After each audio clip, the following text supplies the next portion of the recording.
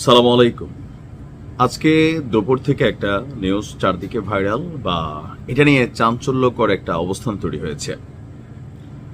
বাংলাদেশে বিগত যে সরকার ছিল, বাংলাদেশ আওয়ামী লীগ সরকার, সেই সরকারের খুবই অন্যতম একজন ক্যারেক্টার ছিলেন আমাদের যিনি স্পিকার ছিলেন, শিরিন শারমিন চৌধুরী। তো সরকার পরিবর্তনের পরে তার বিরুদ্ধে বেশ কিছু মামলা হয়েছে, হত্যা মামলা আছে তার বিরুদ্ধে। তো তারপরেও তিনি গ্রেপ্তার হননি। এমনকি মাঝখানে আমরা গুঞ্জন শুনেছিলাম যে রিফাইন্ড আওয়ামী লীগ যেটা আসবে, সেই আওয়ামী লীগের নেতৃত্বে থাকবেন একটা অংশে সাবের হোসেন চৌধুরী, শিরিন শারমিন সহ আরো অনেকের নামে কিন্তু গুঞ্জন উঠেছিল। কিন্তু হঠাৎ করে সবাইকে অবাক করে দিয়ে আমাদের ডক্টর শিরিন শারমিন চৌধুরী তিনি নিখোঁজ হয়ে গেছেন। প্রশ্ন হচ্ছে, তাকে কোথাও খুঁজে পাওয়া যাচ্ছে না। তাকে কি গুম করা হয়েছে, অপহরণ করা হয়েছে, নাকি নিজেই কোথাও আত্মগোপনে আছেন, অথবা পালিয়ে গেছেন? এখন গুম এবং অপহরণ এই টাইপের ক্যারেক্টারকে করা যাবে না। আর বর্তমান যে সরকার আছে, এই সরকারের সময় এমন কিছু করার দুঃসাহসও কেউ দেখাবে না।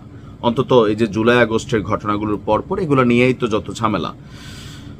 তো এখন আজকে যে তথ্যগুলো গণমাধ্যম দিচ্ছে যে সাবেক স্পিকার শিরিন শারমিন চৌধুরী, তাকে কোথাও খুঁজে পাওয়া যাচ্ছে না। ইভেন তার গতিবিধি সম্পর্কে বা মুভমেন্ট সম্পর্কে সরকারের কাছে কোনো তথ্য নেই। তবে ইতিমধ্যে গুঞ্জন উঠেছে বা আলোচনা এসেছে তিনি বাংলাদেশ ছেড়ে পালিয়ে গেছেন। তাহলে প্রশ্ন হলো, এই মুহূর্তে বাংলাদেশ ছেড়ে তিনি কিভাবে পালালেন? তো কোথায় পালালেন? এয়ারপোর্ট দিয়ে না। যেটা তথ্য আসছে যে স্বামী সহ দেশ ছেড়ে সীমান্তের ওপারে অর্থাৎ ভারতে আশ্রয় নিয়েছেন শিরিন শারমিন চৌধুরী। আজকে আমাদের স্বরাষ্ট্র মন্ত্রণালয় থেকে যেই বক্তব্য আসছে যে তার বিরুদ্ধে যে হত্যা মামলা হয়েছে 1 বছরেও তদন্ত শেষ হয়নি। আর তদন্ত শেষ না হওয়ার কারণে দ্বিধায় ছিল অন্তর্বর্তী সরকার। সংশ্লিষ্ট মন্ত্রণালয় এবং দপ্তরগুলোর মধ্যে এ নিয়ে টানাপোড়েন আছে।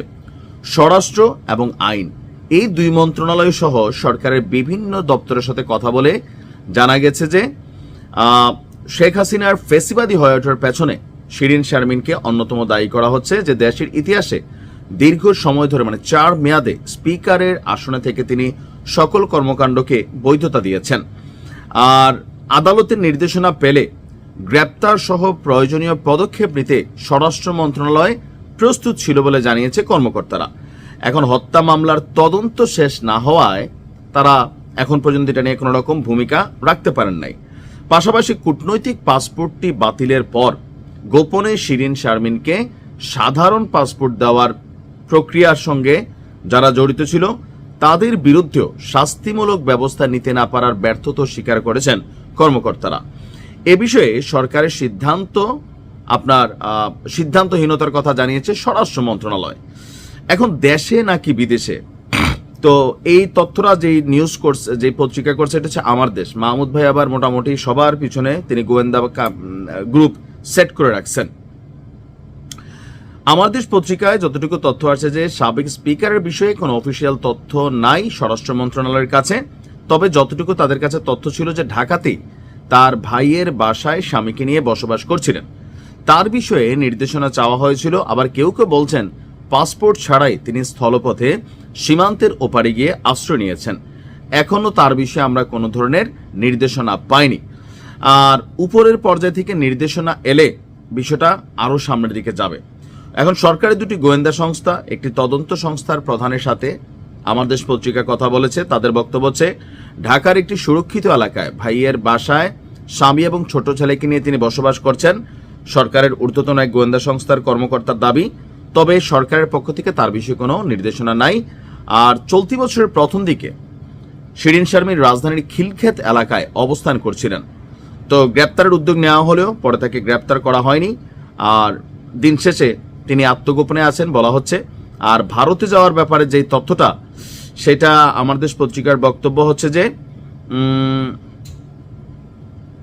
সরকারেরই একটা গোয়েন্দা সংস্থার ঊর্ধ্বতন এক কর্মকর্তা আমার দেশ পত্রিকাকে বলছে যে কূটনৈতিক পাসপোর্ট বাতিলের পর তিনি সাধারণ পাসপোর্ট নেওয়ার চেষ্টা করে ব্যর্থ হন, এরপর পুরোপুরি আত্মগোপনে চলে যান। আর এখন আলোচনাটা আসছে যে তিনি দেশে নেই, স্থলপথে পার্শ্ববর্তী দেশে অবৈধভাবে তিনি চলে গেছেন। আর এ ব্যাপারে স্বরাষ্ট্র উপদেষ্টা আমাদের কোনো মন্তব্য করেন নাই। আসলে এখন থাকতে পারে তিনি দেশে আছেন, আবার হতে পারে তিনি ভারতে চলে গেছেন, কিন্তু একটা মানুষ এত বড় একজন ক্যারেক্টার তিনি দেশ থেকে নাই হয়ে গেলেন, ভাই গুমও তো হইতে পারে, অপহরণ তো হইতে পারে, দেশে আত্মগোপনও থাকতে পারে, এখন অনেক কিছু তো করতে পারে, তাই না? এখন তিনি ভারতে চলে গেছেন, উনি ভারতে যে গেছেন এর কোনো প্রমাণ আছে? প্রমাণ তো নাই। যেই কর্মকর্তারা বলছেন তাহলে তো প্রমাণ থাকা দরকার। এত বড় একজন মানুষ রাতারাতি নিখোঁজ হয়ে গেলেন, আসলে ওনার সাথে কি ঘটলো সেটা তো জানার অধিকার সবার আছে। আশা করি এই সম্পর্কে আমরা সুস্পষ্ট তথ্য পাবো। ভালো থাকুন।